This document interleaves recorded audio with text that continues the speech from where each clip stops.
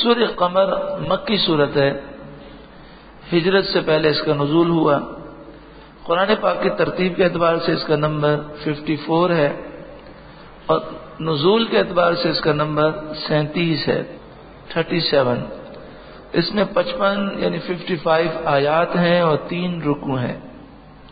قمر چاند کو کہتے ہیں، اور اس سورہ مبارکہ میں حضور صلی اللہ علیہ وآلہ وسلم کا وہ معجزہ بتایا گیا کہ آپ نے جبل ابی قبیس پر چڑھ کر انگلی سے چاند کو اشارہ کیا تو چاند 2 ٹکڑوں میں تقسیم ہو گیا، اور یہ دونوں ٹکڑے الگ الگ ہو گئے اور کافی دیر تک یہ الگ رہے، اور پھر حضور کے اشارہ کرنے پر دونوں مل گئے۔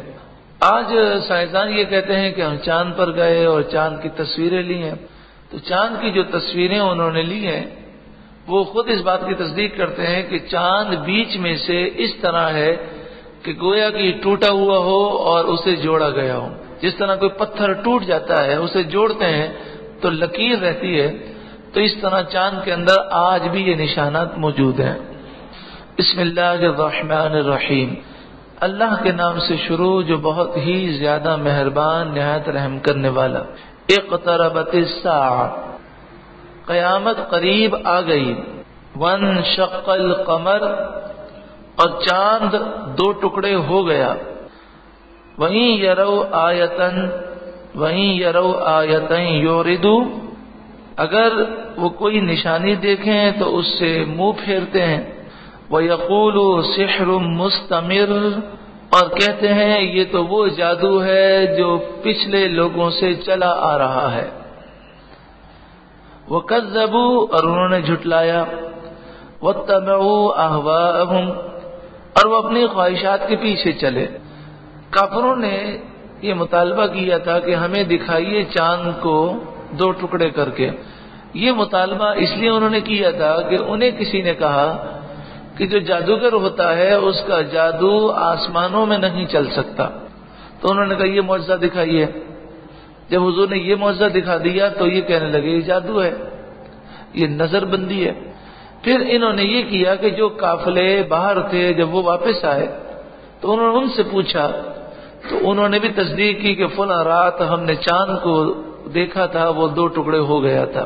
تو ان کا دل اس بات کو مان گیا کہ نبی اکرم صلی اللہ علیہ وآلہ وسلم سچے نبی ہیں، لیکن پھر بھی دنیا کی خاطر انہوں نے حضور کو ماننے سے انکار کر دیا۔ وَاتَّبَعُوا أَهْوَاءَهُمْ، وہ اپنی خواہشات کے پیچھے چلے۔ وَكُلُّ أَمْرٍ مُسْتَقِرٌ، اور ہر کام قرار پا چکا ہے۔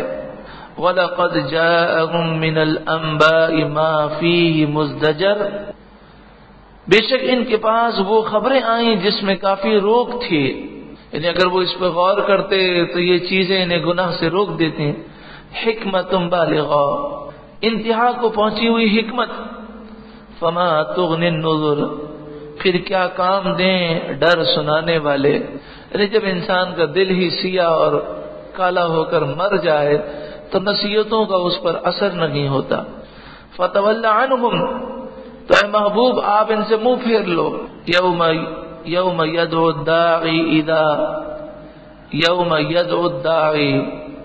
الی شیء نکر، جس دن بلانے والا بلائے گا ایک سخت بے پہچانی ہوئی بات کی طرف۔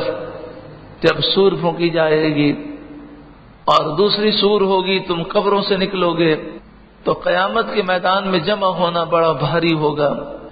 قیامت کی ہولناکیاں کتنی سخت ہیں، فرمایا دنیا کی ساری تکلیفیں، قبر کی ساری تکلیفیں قیامت کی تکلیفوں کے سامنے 1 سیکنڈ کی بھی حیثیت نہیں رکھتے۔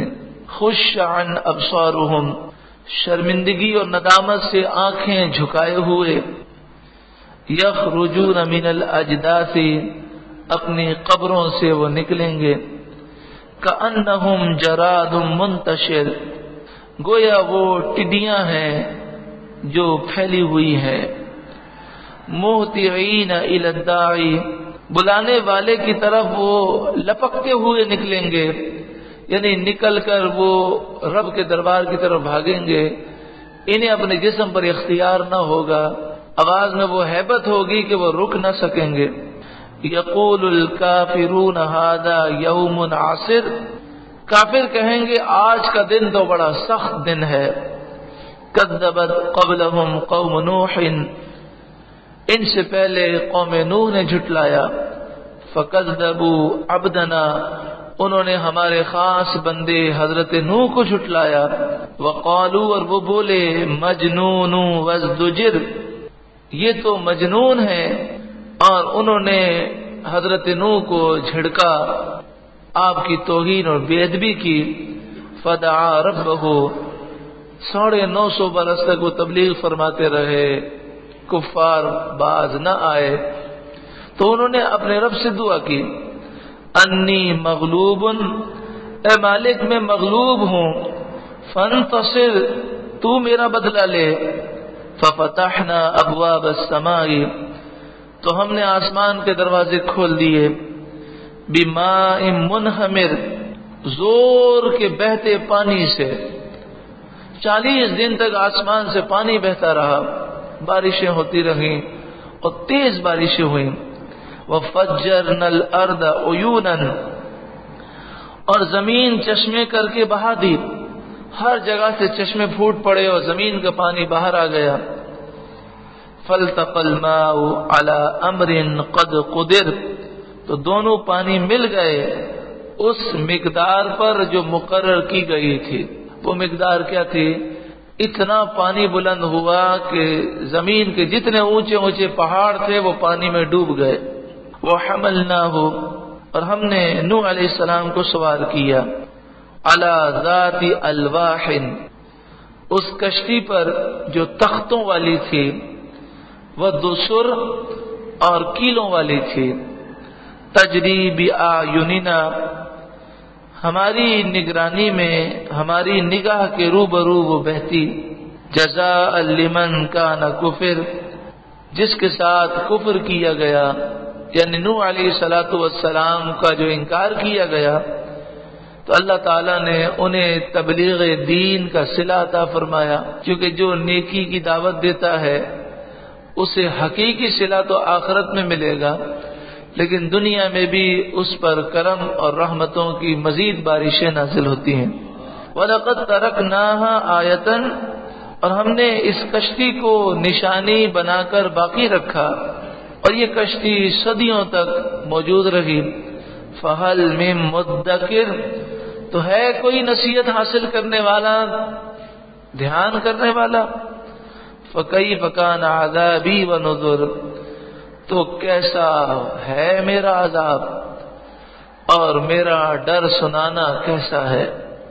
وَلَقَدْ يَسَّرْنَا الْقُرْآنَ، بے شک ہم نے قرآن کو آسان کر دیا. لِلذِّكْرِ، نصیحت حاصل کرنے کے لیے. یہ قرآن کا معجزہ ہے کہ قرآن کے اگر معنی سمجھ میں نہ بھی آتے ہوں، صرف قرآن کی عربی کوئی سن رہا ہو، تلاوت ہو رہی ہو، تو بھی دل نرم ہو جاتا ہے اور آنکھوں سے آنسو جاری ہو جاتے ہیں. فَهَلْ مِن مُدَّكِرٍ، تو ہے کوئی نصیحت حاصل کرنے والا. كَذَّبَتْ عَادٌ، قوم عاد نے جھٹلایا. فَكَيْفَ كَانَ عَذَابِي وَنُذُرِ، تو پھر کیسا ہوا میرا عذاب اور میرا ڈر سنانا. اِنَّا أَرْسَلْنَا عَلَيْهِمْ رِيحًا، بے شک ہم نے ان پر ایک زوردار ہوا بھیجی. صَرْصَرًا، جو سخت آندھی تھی. فِي يَوْمِ نَحْسٍ مُسْتَمِرٍ، اس دن میں بھیجی کہ جس کی نحوست ان پر ہمیشہ کے لیے رہی، جس کی نحوست ان پر ہمیشہ رہی. مسلمانوں کے لیے بدھ کا دن بڑا مبارک ہے اور کافروں کے لیے بدھ کا دن بڑا منحوس ہے. بڑی بڑی قومیں بدھ کے دن ہلاک ہوئیں. تو آپ جانتے ہیں کہ ظالموں کی ہلاکت بھی اللہ کی رحمت ہے. تو مسلمانوں کے لیے بدھ کا دن جو ہے وہ بڑی رحمتوں برکتوں والا دن ہے. تو یہ قوم عاد بھی بدھ کے روز ہلاک ہوئی اور ان پر ایسی نحوست رکھی گئی کہ ہمیشہ کے لیے وہ ہلاک ہوئے.